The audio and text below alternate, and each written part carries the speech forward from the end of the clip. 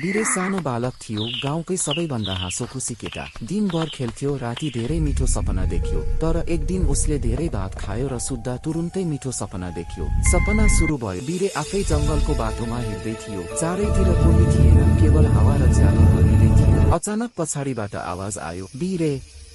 वीरेले हेऱ्यो, कोही थिएन, अनि फेरि हिँड्यो। अचानक उसको अगाडि सेतो कपडा ओढेको मान्छे देखा पर्यो। वीरे डराएर सोध्यो, तिमी को हौ? त्यो सेतो मान्छे हाँस्यो र भन्यो, म त तिम्रो होमवर्क पूरा गर्न आएको भूत हुँ। वीरे त अचम्म पर्यो, भूत पनि होमवर्क गर्छ र? भूतले भन्यो, हो, किनभने तिमीले गणितको नोटबुक मेरो घरमा छोड्यौ। त्यसपछि भूतले नोटबुक दिएर भन्यो, अब पढ्न जा, म तेरा सपना सफा गरेर आउँछु। वीरे हाँस्यो र भन्यो, थ्याङ्क यू भूत दाइ। र त्यसपछि अचानक हावाको झोक्काले बत्ती निभायो। वीरे त डराएर उठ्यो। माथि हेऱ्यो, नोटबुक सच्याएर राखिएको थियो। त्यसपछि उसले कहिल्यै होमवर्क बिर्सेन र गाउँमा सबैले भन्न थाले, वीरे त अब भूत दाइको विद्यार्थी भएको छ। यो कथा रमाइलो लाग्यो भने कृपया सब्स्क्राइब गर्न नबिर्सनुहोला।